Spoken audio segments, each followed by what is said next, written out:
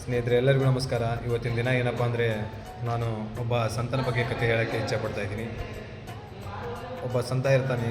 ಅವನಿಗೆ ಉಡುಪಿ ಶ್ರೀಕೃಷ್ಣನ ದರ್ಶನ ಮಾಡಬೇಕಂತ ಭಾಳ ಆಸೆ ಇರುತ್ತೆ. ಅವನು ಏನು ಮಾಡ್ತಾನಂದರೆ, ಉಡುಪಿ ಶ್ರೀಕೃಷ್ಣನ ಮಠಕ್ಕೆ ಧಾವಿಸ್ತಾನೆ.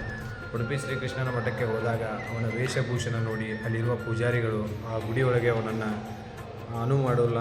ಅದಕ್ಕಾಗಿ ಮನಸ್ಸಿಗೆ ನೋವಾಗಿ ಆ ದಾಸ ಏನು ಮಾಡ್ತಾನಂದರೆ, ಗುಡಿಯ ಹಿಂಭಾಗ ಬಂದುಬಿಟ್ಟು ಭಜನೆ ಮಾಡೋಕ್ಕೆ ಶುರು ಮಾಡ್ತಾನೆ.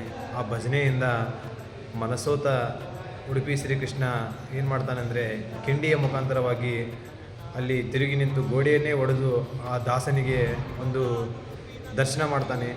ಅದು ಇವಾಗ ಬಹಳ ದೊಡ್ಡ ಪ್ರವಾಸಿ ತಾಣ ಆಗಿದೆ. ಉಡುಪಿ ಶ್ರೀಕೃಷ್ಣನ ದೇವಾಲಯದಲ್ಲಿ ಕನಕನ ಕಿಂಡಿ ಅಂತೇಳಿ ಪ್ರಸಿದ್ಧಿಯನ್ನು ತಾಳಿದೆ. ನಾನು ಇನ್ನೂವರೆಗೂ ಯಾರ ಬಗ್ಗೆ ಹೇಳಿದ್ನೆಂದರೆ, ಕುಲ ಕುಲ ಎಂದು ಬಡಿದಾಡದಿರಿ, ನಿಮ್ಮ ಕುಲದ ನೆಲೆಯನ್ನೇನಾದರೂ ಬಲ್ಲಿರ ಅಂತ ಹೇಳಿದಂಥ ಉಡುಪಿ ಶ್ರೀಕೃಷ್ಣನ ಭಕ್ತನಾದಂಥ ಸಂತ ದಾಸ ಕನಕದಾಸರವ್ರ ಬಗ್ಗೆ ಹೇಳಿದೆ. ಧನ್ಯವಾದಗಳು.